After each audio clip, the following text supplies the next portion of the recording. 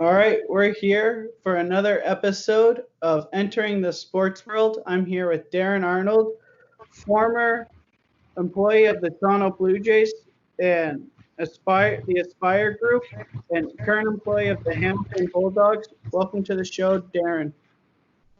Bryce, thanks for having me. Looking forward to it. No problem. So after looking through your LinkedIn page, you've worked in a lot of different areas of sport. I was wondering, growing up, did you always have a certain area of sport you wanted to work in, or? Yeah, it's a really good question, and I certainly, growing up in Canada, I'm passionate about hockey, but baseball is probably my favorite sport, if you will.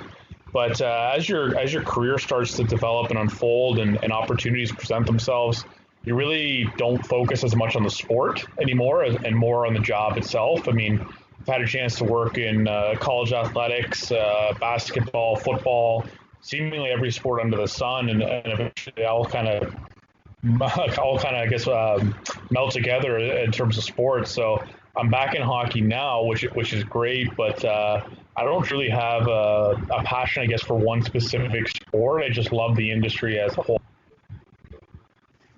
That's kind of what it's about, right? Just having a love for sport. You mentioned that you don't really focus on the sport.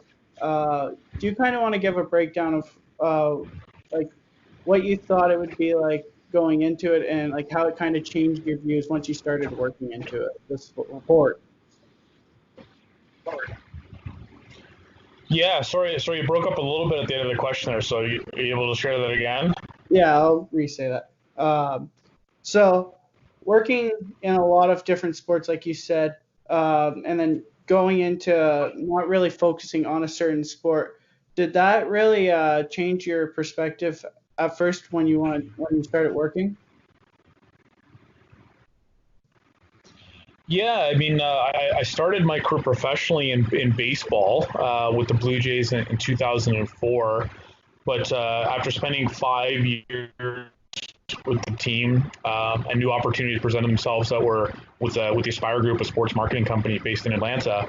I really didn't care as much about specific sports. In fact, I was open to learning about other sports. I felt that the seasonalities change, but fans are fans. They're going to have some nuances that are a little bit different from sport to sport. But for me, I felt that it was best for me to pursue the right career move as opposed to staying in, say, baseball or hockey, and that's something I'd recommend even to people now who are looking to break into the industry. It's great to only want to work in a specific sport because you're really passionate about it. But what if your dream job is, in basketball, and you're a huge football fan, right? I mean, you might need to pivot a little bit to seek the right opportunities for you so that you can grow your career. And so that's one of the big things that I learned, not necessarily right away, but after a few years in the industry, I was eager to learn about other sports, how they operated, how they worked on the inside as well as the outside. But that's been my focus, I think, for years now too.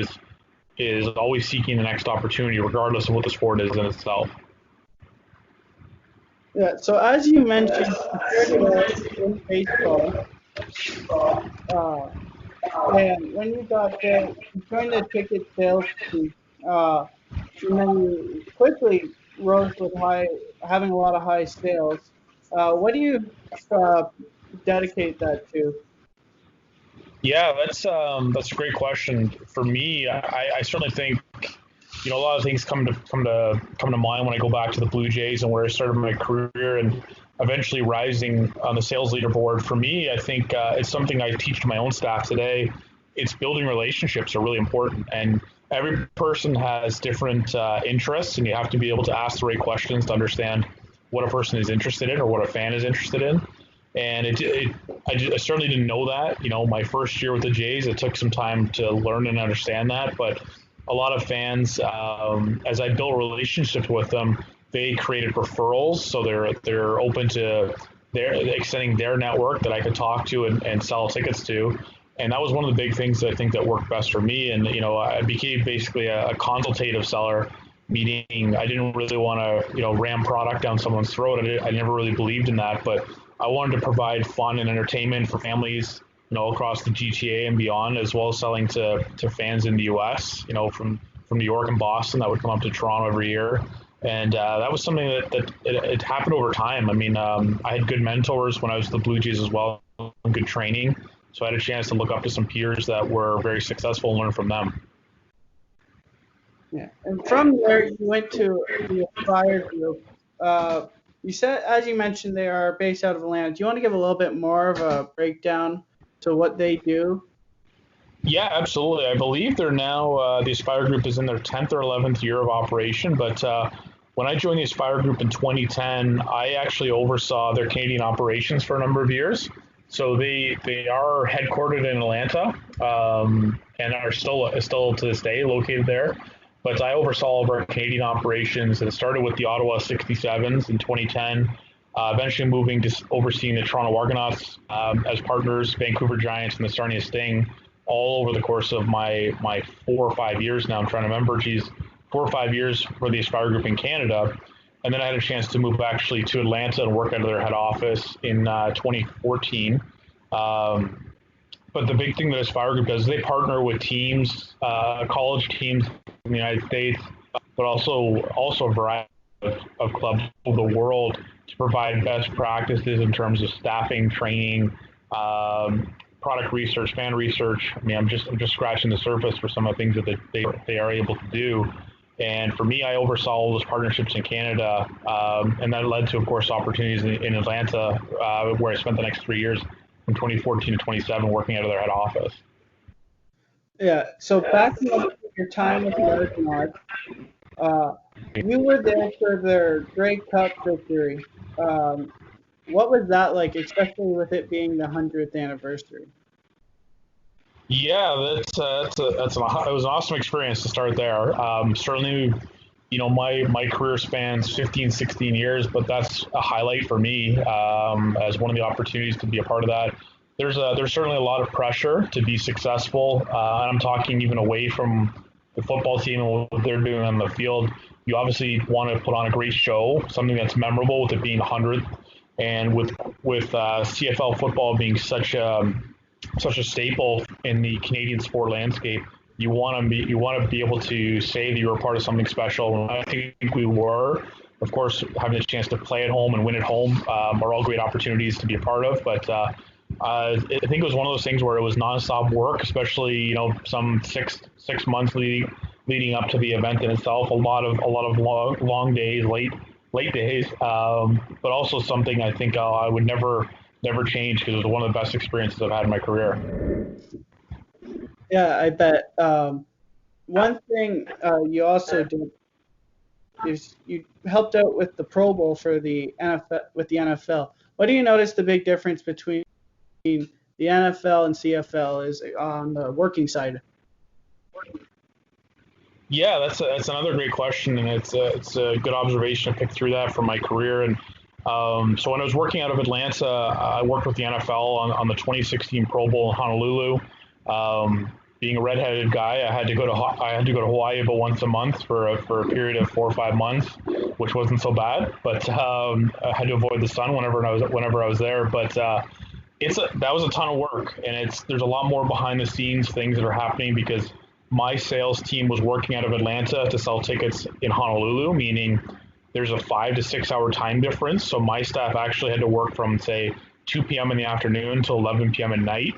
And then I would provide reports to the NFL every single day about what's going on. And then I had to, of course, go to Honolulu, meet with all of the key constituents in that community.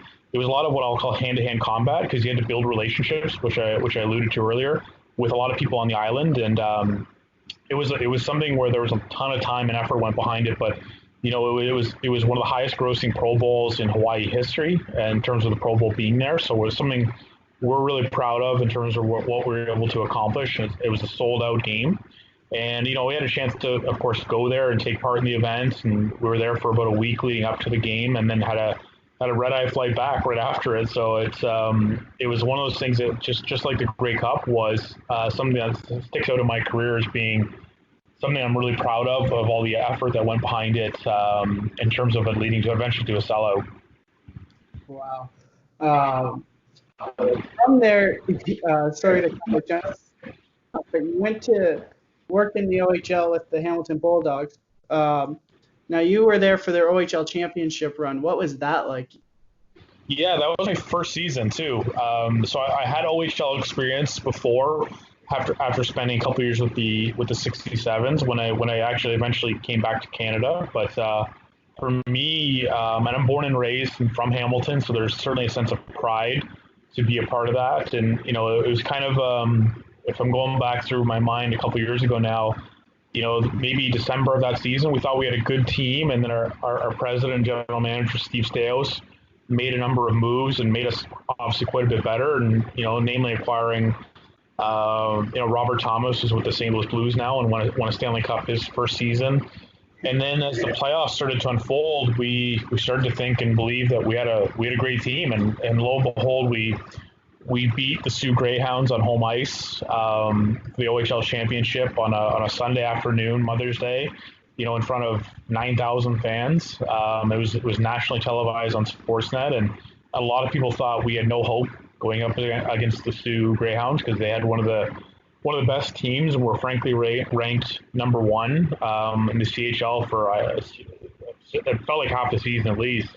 But we were able to beat them in 6 games, and then we moved on to the Memorial Cup in Regina, and we lost, unfortunately, in the semifinals to a well-rested Regina team that beat us. But no, it was just like you find a lot of the great moments or things you're part of in your career, long, exhausting, tiring, but you don't often think about the lack of sleep during these times because it's just so great to be a part of it. So yeah, it was a special moment to be able to get a ring my first season in the OHL. Yeah, and since then, Hamilton hosted some pretty cool events. One of them I really want to ask about for people who want to join the sports industry is the annual game where you guys also have many people from around the industry come in and like they can talk to them throughout the day and then they go to the game at night. What goes into or what was the idea behind that? Yeah, I frankly love that question, Bryce, and that's kind of something that I've spearheaded since I came back to Hamilton. And after spending a number of years in the United States, and I assist a lot of their programs primarily in the Southeast United States. So I spoke at Florida State and University of South Carolina, and I saw a lot of these programs, these sport management or sport administration programs. They were so strongly and well knit in their community and networks to bringing in industry speakers and having career fairs and constantly focused on learning. And I thought, why not create an opportunity like that at a Bulldogs game? And so I really started working in September of each year, building primarily for the game, which is usually in February or March of every season, and asking a lot of my peers to come out, speak, talk to individuals. And we've had a number of folks actually hired from this event. And so you want to, just like anything, and I think it's something that you'll see is consistent with my messaging today. It's certainly an event that's not possible without relationships that I've been able to build with my industry peers. I mean, one of your past guests, like Burton Lee with Peter Pete's, he attends every year because it's a great opportunity for him to secure potential interns or hires, and he feels it's valuable for him to do the 2-hour drive there and back to meet individuals and looking to break into sport. So one of the big observations that I've had as COVID's taken hold these last 3 or 4 months is that what you're doing, Bryce, and a lot of other students or graduating students, things like this, where you get a chance to network and build your network and build relationships with those that are in the industry, and I think it only helps. So it's only a couple hours out of everyone's day, but once we get our schedule set for next season, I'd love to have as many people out there again. And so I wish I had more information to promote. Unfortunately, I don't have our schedule just yet, but we're looking forward to our 4th annual this year. Yeah, I love talking about the schedule right now, but we're coming up on time, so I'll hit you with our last question. Sure. What would be your biggest piece of advice you'd give to somebody looking to join the sports field? I know you've given a few, but if you could give one more, what do you think it would be? Yeah, I'll give 2. I'll try to break it down into halves, but first and foremost is as I approach 40 years old and I've been in this industry for a long time now, I can look back on my career and say there's certainly a lot of things I wish I did, especially at my younger phases of my career. First and foremost is don't be afraid to get out of your comfort zone. That's where a lot of people do the best learning that's imaginable. And it's one of those things where even leading a podcast or a webinar like you're doing right now, I think those are incredible traits to be able to do it, especially at a young age. And so I think that's one of the big things that I was probably a little shyer when I was much younger, and I'm not so much now. But it took me a few years to get out of my shell. So that's number one. And number two is understand the value of time.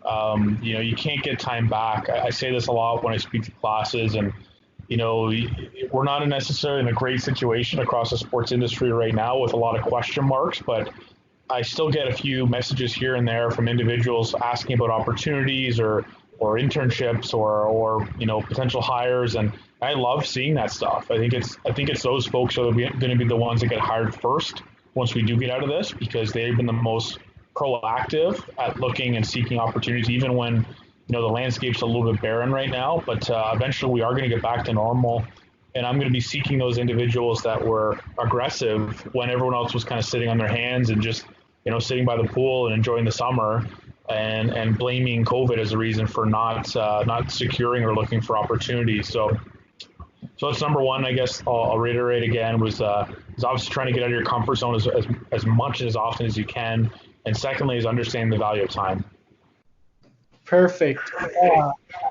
Thank you for coming on, Darren. If there's anything else you'd like to promote right now, feel free. If not, thanks for coming on.